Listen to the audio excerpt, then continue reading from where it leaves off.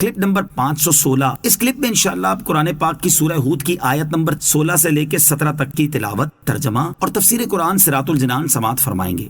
بسم اللہ الرحمن الرحیم۔ ترجمہ، اللہ کے نام سے شروع جو نہایت مہربان رحمت والا ہے۔ اولئک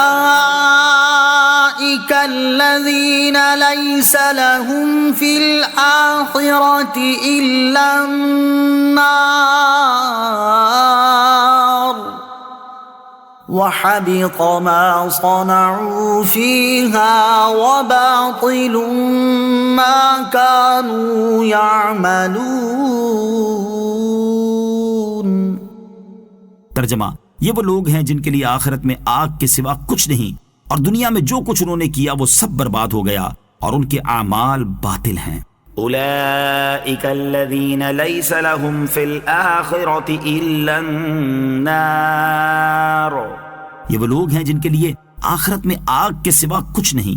شان نزول، امام ضحاک رحمۃ اللہ تعالی علیہ فرماتے ہیں کہ یہ آیت مشرکین کے بارے میں ہے کہ وہ اگر صلہ رحمی کریں یا محتاجوں کو دیں یا کسی پریشان حال کی مدد کریں یا اس طرح کی کوئی اور نیکی کریں تو اللہ تعالیٰ وسعت رزق وغیرہ سے ان کے عمل کی جزا دنیا ہی میں دے دیتا ہے اور آخرت میں ان کے لیے کوئی حصہ نہیں۔ ایک قول یہ ہے کہ یہ آیت منافقین کے بارے میں نازل ہوئی۔ منافقین رسول اللہ صلی اللہ تعالیٰ علیہ وسلم کے ساتھ جہادوں میں مال غنیمت حاصل کرنے کے لیے شامل ہوتے تھے کیونکہ وہ آخرت کے ثواب کا یقین نہ رکھتے تھے۔ اعمال قبول ہونے کے لیے ایمان شرط ہے۔ اس سے معلوم ہوا کہ ایمان کے بغیر کوئی نیکی رب تعالیٰ کے نزدیک قبول نہیں۔ جیسے نماز کے لیے وضو شرط جواز ہے، ایسے ہی اعمال کے لیے ایمان شرط قبول ہے۔ افمن كان على بينة من ربه ويتلوه شاهد منه ومن قبله كتاب موسى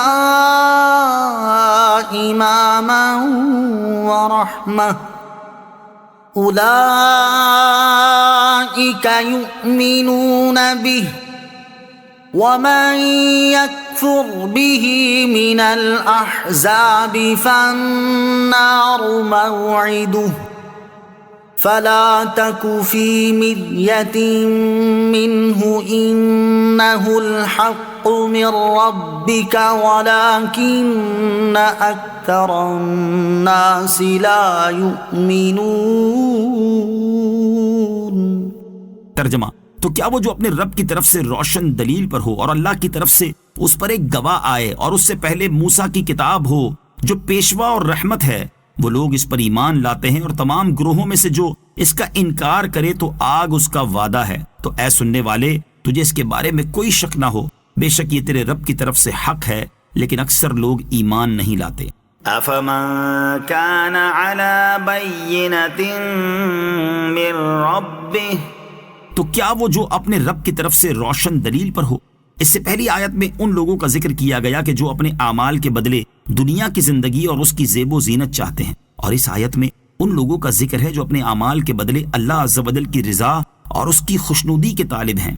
بعض مفسرین کے نزدیک روشن دلیل سے وہ دلیل عقلی مراد ہے جو اسلام کی حقانیت پر دلالت کرے، اور اس شخص سے جو اپنے رب کی طرف سے روشن دلیل پر ہو وہ یہودی مراد ہیں جو اسلام سے مشرف ہوئے، جیسا کہ حضرت عبداللہ بن سلام رضی اللہ تعالیٰ عنہ، اور گواہ سے مراد قرآن پاک ہے۔ اور بعض مفسرین کے نزدیک روشن دلیل سے مراد قرآن پاک اور اس شخص سے جو اپنے رب کی طرف سے روشن دلیل پر ہو سے مراد نبی اکرم علیہ الصلوۃ والسلام یا اہل ایمان، اور گواہ سے مراد حضرت جبریل علیہ الصلوۃ والسلام ہیں۔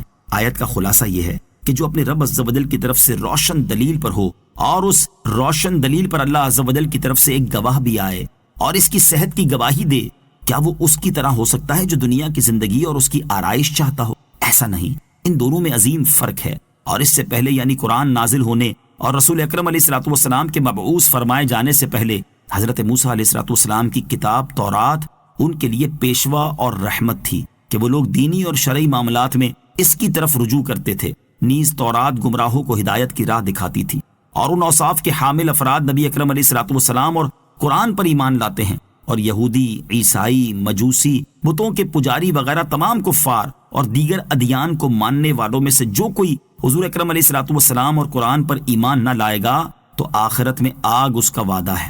حدیث پاک میں بھی یہ بات بیان ہوئی ہے، چنانچہ حضرت ابو ہریرہ رضی اللہ تعالی عنہ سے روایت ہے، تاجدار رسالت صلی اللہ تعالی علیہ وسلم نے ارشاد فرمایا، اس کی قسم جس کے دست قدرت میں محمد صلی اللہ تعالی علیہ وآلہ وسلم کی جان ہے، اس امت میں جو کوئی بھی ہے، یہودی ہو یا نصرانی، جس کو بھی میری خبر پہنچے اور وہ میرے دین پر ایمان لائے بغیر مر جائے تو وہ ضرور جہنمی ہے۔